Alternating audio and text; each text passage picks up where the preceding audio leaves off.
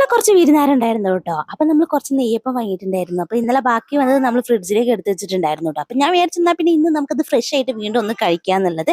അങ്ങനെ ഞാൻ ഫ്രിഡ്ജിൽ പോയതാ നമ്മളെ നെയ്യപ്പൊക്കെ എടുത്ത് വന്നിട്ടുണ്ട്. എന്നിട്ട് ഇതേ ഒരു നെയ്യപ്പം 4 കഷ്ണമായിട്ട് ഇതേപോലെ മുറിച്ചിട്ട് നമ്മളെ പുട്ടുംകുറ്റി ഉണ്ടല്ലോ, ആ പുട്ടുംകുറ്റിയിൽ കുറച്ച് വെള്ളം നിറച്ചിട്ട് ആ കുറ്റിയിലേക്ക് നമ്മൾ നെയ്യപ്പം ഇട്ടിട്ട് ഇതേപോലെ സെറ്റ് ആക്കിയിട്ടുണ്ട് കേട്ടോ.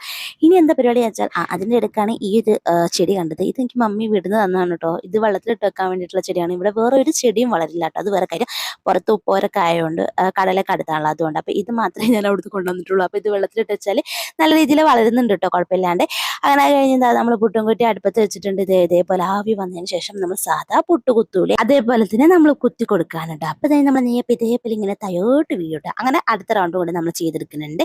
നല്ല രസമായിട്ട് ഇങ്ങനെ കഴിക്കാൻ. എനിക്ക് ഫ്രഷ് കിട്ടിയാൽ മാത്രമേ ഞാൻ കഴിക്കുന്നൊന്നുമില്ല കേട്ടോ. ഇതേപോലെ ചൂടാക്കിയൊക്കെ ഞാൻ കഴിക്കാറുണ്ട്. അങ്ങനെ കഴിക്കുന്നവരുണ്ടെങ്കിൽ കമന്റ് ചെയ്തോളൂ. ഇതേപോലെ നെയ്യപ്പം കഴിക്കുന്നവരുണ്ടെങ്കിലും കമന്റ്. പിന്നെ ഇതിന്റെ കൂടെ ഒരു കട്ടൻ കൂടി ഉണ്ടെങ്കിൽ ആഹാ ഉഷാറാണ്. അപ്പം എന്തായാലും ഇത്രയുള്ള tata bye bye, see U.